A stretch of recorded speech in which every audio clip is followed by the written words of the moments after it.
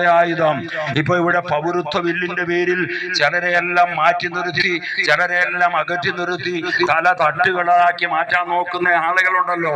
ഈ പൗരത്വ ബില്ല് പോലെയുള്ള ഇതുപോലെ നിയമത്തിന് ക്രിസ്ത്യാനി ഒരിക്കലും കൂട്ടുകൂടില്ല.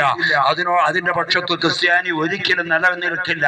കാരണം ഈ ഭാരതത്തിലുള്ള ഏതൊരു പൗരനും അവൻ ആദരിക്കപ്പെടേണ്ടവനാണ്, അവൻ ബഹുമാനിക്കപ്പെടേണ്ടവനാണ്. ഏതൊരു പൗരനും ഈ ഭാരതത്തിന്റെ ഓരോ പൗരനും ഭാരതത്തിന്റെ സമ്പത്താണ്.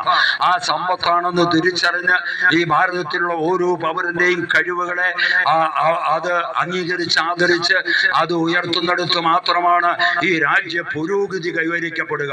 അതല്ല ഏതാനും ചിലരെ എല്ലാം അകറ്റി നിർത്തി പൗരത്വ ബില്ല് പോലെയെല്ലാം കൊണ്ടുവന്ന് ചിലരെ എല്ലാം അങ്ങ് ദുർബലമാക്കാമെന്ന് വിചാരിക്കുന്നത് ആ രാജ്യത്ത് അരാജകത്വം സൃഷ്ടിക്കല. ഇനി ഹൈന്ദവ സഹോദരങ്ങൾ എന്ന് പറയുന്നത് എത്രയോ നല്ല വ്യക്തിത്വത്തിന്റെ ഉടമയാ. അതല്ലേ മഹർഷിമാരായ സന്യാസി വര്യരായ ആളുകളെല്ലാം വേദങ്ങൾ എഴുതിയപ്പോൾ ആ വേദങ്ങളിൽ വരാനിരിക്കുന്ന രക്ഷകനായ പ്രജാപതിയെ സംബന്ധിച്ചെല്ലാം സവിസ്തരം എഴുതപ്പെട്ടിട്ടുണ്ട്. ഹൈന്ദവ സഹോദരങ്ങൾ ഏറ്റവും ഉന്നത മൂല്യമുള്ളവരാ. ഞാൻ അനുഭവിച്ചറിഞ്ഞ ആളുകളാ.